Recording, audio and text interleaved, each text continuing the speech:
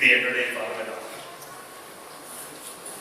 நம்ம திரைப்படங்கள் எல்லாம் பார்த்து பக்கம் பக்கமாக விமர்சனம் பண்ணுவோம் நண்பர்களிடம், அது வேற விஷயம். ஆனால் ஒரு கதையை விமர்சனம் பண்ணுற அளவுக்கு நமக்கு புரிதல் இருக்கான்னு எனக்கு தெரியல. இருந்தாலும் முயற்சி செய்யலாம். இந்த கதை வந்து 50 வயதில் ஒருவன் தன் தொலைந்த இளமையை இயங்கும் இயக்கத்தின் இளமை காலத்தின் இனிய தருணங்களில் மூழ்கிய ஒருவனின் தேடல் நினைவுகளின் பதிவு. கதையாசிரியர் எம். சேகர் அவர்களின் வர்ணனைகள் காட்சிகளை கண்முன் நிறுத்தும் வண்ணம் அருமையாக உள்ளன. இக்கதையில் நாயகன் தன் குடும்பத்துடன் ஒரு அழகிய மாலை பொழுதிலே குளக்கரைக்கு வருகிறான். இயற்கையின் அழகில் மயங்குவதை விட தன் மனைவி மற்றும் 5 வயது மகளுடன் உரையாடி விளையாடி மகிழ்வதை விட தன்னை பற்றி அதிகம் சிந்தித்து தண்ணீரில் தெரியும் அவன் பின்பத்தில் தன்னை தேடுகிறான்.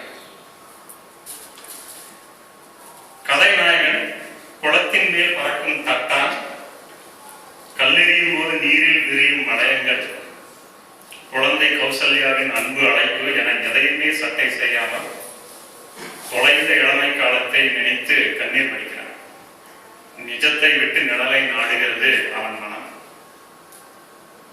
அந்த இனிய சூழலில் மனம் மகிழாமல் அவனை சுய பச்சாதாபம் ஆட்கொள்கிறது.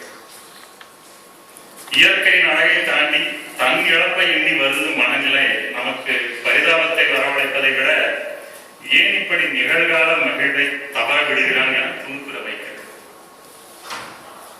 ஆசிரியர் ஒரு இடத்தில் மிகவும் கவித்துவமும் கைதேர்ந்த ஓவியனின் திறனும் கலந்து ஒரு காட்சியை படைக்கிறார். என் மனதுக்கு மிகவும் ஒரு சிறு தாக்கத்தை. நாயகன் நீரில் குனிந்து பார்க்கும் போது நீரில் அவன் பின்பமும் அவனை நோக்கி குனிந்து நெருங்கி வருகிறது. அவன் குனிகிறான், அவன் பின்பம் அவனை நோக்கி நெருங்கி வருகிறது. இது ஏதோ ஒரு இனம் புரியாத செய்தியை நமக்கு உள்ளூர உணர்த்துகிறது என்று எனக்கு தோன்றுகிறது. ஒரு கவிதைக்கான கருப்பொருளையே அவர் அறிமுகத்திருக்கிறார். இக்கதையின் பாத்திரம் ஒரு உறுதியற்ற பிறழ்ந்த தன்மை கொண்ட ஒரு ஆணாகவே தோன்றுகிறார். 50 வயதில் மாரடைப்பு என்பது அவனது ஆரோக்கியமற்ற வாழ்க்கை முறையை காட்டுவதாக எனக்கு படுகிறது. அப்போதும் அவன் மனைவிதான் அருகிலிருந்து கவனித்து காக்கிறார். குளத்தில் மூழ்கி இருக்கும் போதும் அவன் மனைவிதான் கை கொடுத்து காக்கிறார். ஒரு பாலுமணி மாதிரி அவர் வந்து இறக்கவில்லை, அனுகூலமாகவும் இல்லை. ஏன்னா மனைவியோட கை அங்க அவரை பிடிச்சிருச்சு. ஆஸ்பத்திரியிலே அவங்க மனைவி இருந்து காத்துட்டாங்க, அவரு வந்துட்டாரு. ஆனா அதை நினைச்சு அசை போட்டுட்டு இருக்கிறாரு. இப்பவும் மனைவி கை பிடிச்சாங்க, கை விட மாட்டாங்க, அவங்களே சொல்ல மாட்டாங்க. தன்னை புரிந்த மனைவி